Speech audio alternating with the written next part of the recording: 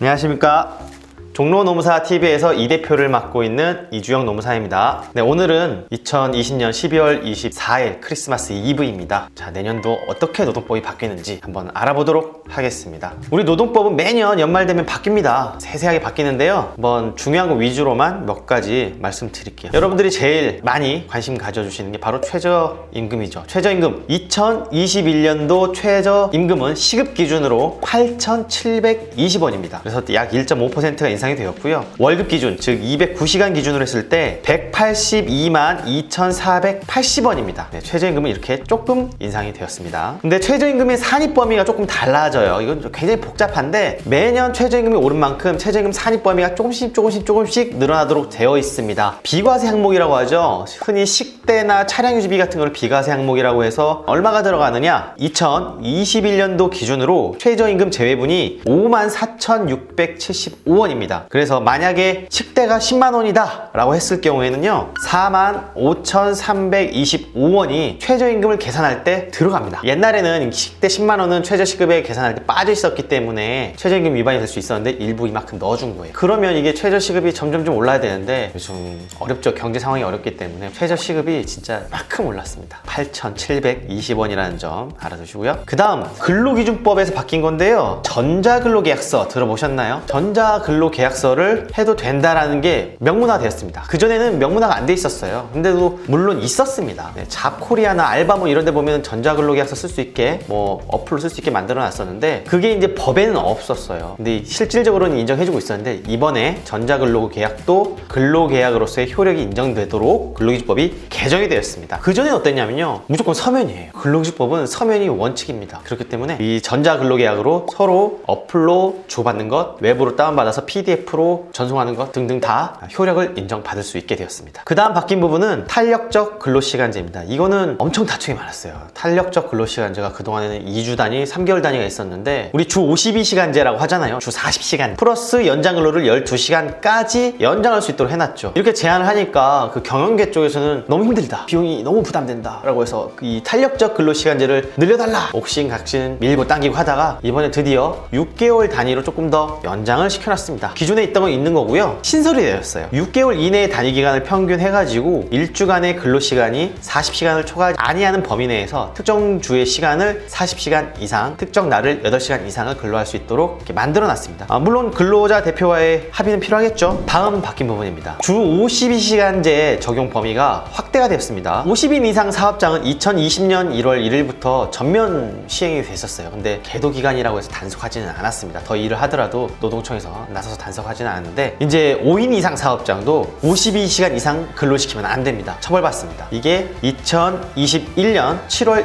1일부터 시행이 됩니다. 이번에는요 계도기간을 주지 않는다고 해요. 작년에는 계도기간이 있었거든요. 계도기간 없이 바로 시행되니까 만약 노동부가 감독을 했다 적발되면은요 바로 벌금이 부과될 수 있습니다. 계도기간이란 게 뭐냐면요, 작년이죠, 50인 이상 사업장일 때 노동청에서 근로감독을 나와서 단속을 하지 않는다라는 뜻이었어요. 계속 지켜라 홍보하고 유도하는 기간이었지 처벌하진 않았어요. 하지만 근로자가 이 법 위반으로 고소를 했다 그러면 당연히 처벌은 가능해요. 이건 전혀 다른 얘기입니다. 이번에 들어오는 건요, 2021년 7월부터 5인 이상 사업장도 전면적으로 52시간을 지켜라, 즉 그 이상으로 일을 시키면은 처벌하겠다라는 겁니다. 사후에 근로감독이 나왔을 때 적발이 될 경우에 벌금이 부과된다 라는 것으로 이해하시면 되겠습니다. 위반 시 2년 이하의 징역 또는 1천만 원 이하의 벌금이 부과됩니다. 일 많이 시키지 마세요. 벌금 낼 수도 있지만 일의 효율도 떨어지고요, 특히나 산재 위험이 올라갈 수 있습니다. 실제로 겪었던 일인데 식당에서 막 손님이 막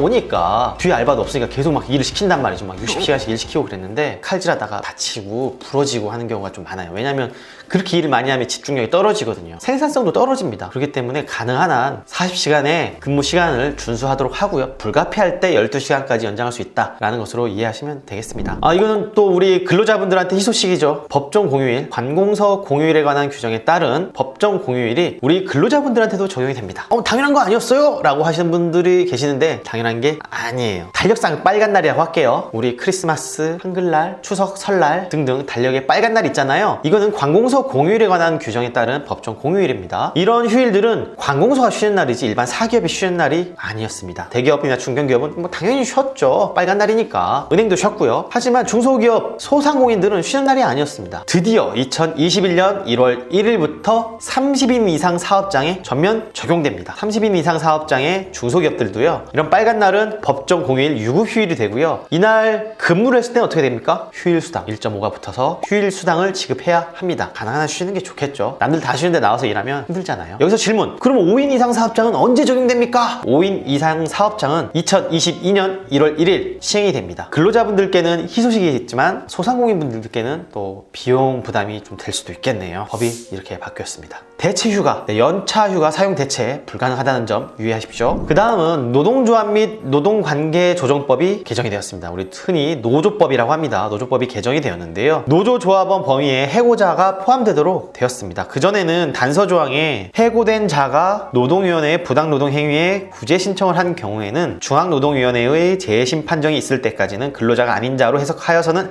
아니 된다라는 단서조항, 복잡한 조항이 있었습니다. 요게 삭제가 되었어요. 그래서 노동조합의 조합원 자격은 조직 형태와 무관하게 노조 자체 규약에 따라 스스로 정할 수 있도록 바뀌었습니다. 또 하나 바뀐 게 있는데요. 신설이 되었죠. 노동조합의 조직 가입 활동 부분 노조법 제5조에 두 가지가 포함이 되어 있습니다. 이게 뭐냐면 사업 또는 사업장에 종사하는 근로자가 아닌 노동조합의 조합원은 사용자의 효율적 사업 운영에 지장을 주지 않는 범위에서 노동조합 활동을 할 수 있도록 규정이 되었습니다. 근데 이게 재밌는 게 저게 있어요. 비종사 조합원 있잖아요. 산별 노조 중에 그러니까 기업별 노조가 아니라 산별 노조입니다. 해당 기업에서 근무하지 않는 조합원 같은 경우는 근로시간 면제 한도 설정이나 교섭 대표 노조 설정이나 쟁행위 찬반 투표 등을 위한 조합원 수 산정에서 제외되도록 되어 있는데 여기는 이제 노동계에서 반발이 많은 조항 중에 하나입니다. 그리고 어떻게 해석이 될지는 좀 더 지켜봐야 될 것 같아요. 그 회사로부터 급여를 지급받으면서 노조 활동만 하는 노조 전임자 있잖아요. 근로시간 면제 한도 내에서 급여를 받을 수 있도록 조항이 신설이 되었습니다. 대신에 이런 경우 있죠. 근로시간 면제 한도를 초과해서 임금을 많이 지급했다. 이런 것들은 부당노동행위로 처벌받을 수 있습니다. 그 다음에는 또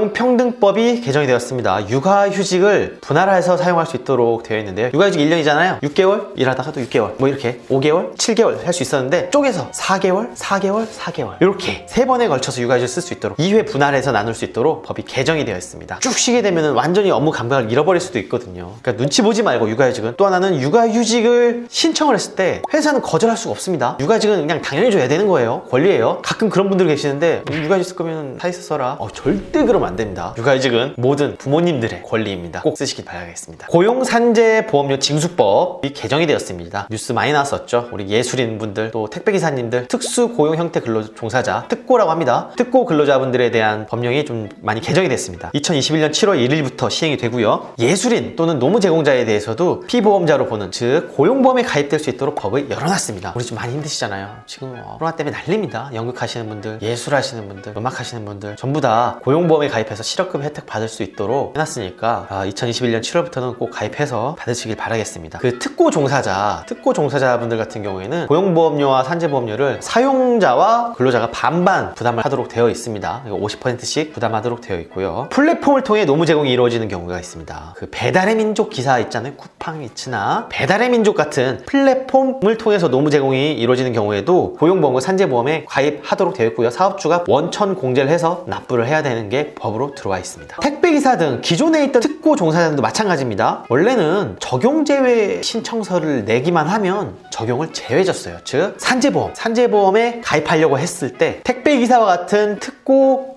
종사자분들이 산재보험을 가입하는 것은 의무가 아니라 선택이었습니다. 만약 내가 가입하기 싫어, 보험료가 너무 비싸, 나는 땡땡 화재에 실손보험 들었으니까 산재보험 필요 없어요 라고 하시는 분들은 제외 신청서라는 거 써서 내기만 하면 제외를 시켜줬어요. 산재보험 가입 안 해도 된다. 너희들은 옵션이야, 의무가 아니었습니다. 왜냐면 우리 일반 근로자들은 근로기준법상 근로자는 의무예요. 100% 가입을 해야만 했습니다. 특고 종사자분들은 선택이었던 거예요. 근데 이번에 바뀌었어요. 원칙이 의무로 바뀐 거예요. 무조건 가입해야 합니다. 의무로 바뀌고 예외적으로 특별하게 정한 제외 사유에 해당할 경우에만 제외되도록 법이 바뀌었습니다. 최근에 택배 쪽에 산사고가 좀 많았거든요. 근데 봤더니 적용제외 신청서가 있는 거야. 근데 적용제외 신청서가 다 필요 쓴 게 아니라 모 회계법인에서 일괄적으로 작성해서 막 일괄적으로 한 그런 좀 문서 위조가 의심된 정황이 발견이 되었죠. 그래서 이거 문제가 좀 심각하다. 또 산재보험에서 보호해야 될 필요가 있는 직종이다라고 해서 그 특고 종사자분들도 모두 의무적으로 가입하도록 되어 있습니다. 법률에서 정한 사유가 질병, 육아휴직 등 굉장히 몇 가지 예외 사유만 제외 가능하도록 되어 있어요. 그렇기 때문에 사실상 적용 제외 신청 제도가 폐지되었다. 또 하나, 많은 택배 사업 하시는 분들, 특고 종사자분들이 물어보시는 것 중에 하나가 지금 산재보험 가입하면 과거 한 3년치 거까지 다 내야 되는 거 아니냐, 과태료도 내야 되는 거 아니냐, 왜냐면 늦게 신고했으니까 라는 질문이 좀 많으셨는데 그거 다 유예해준대요. 그러니까 지금 빨리 가서 가입하시기 바라겠습니다. 가입하세요. 건강보험료가 인상됐어요. 2021년 1월 1일부터 건강보험료가 인상이 되었는데요. 2020년도에 건강보험료율은 6.67%였습니다. 장기요양보험료율은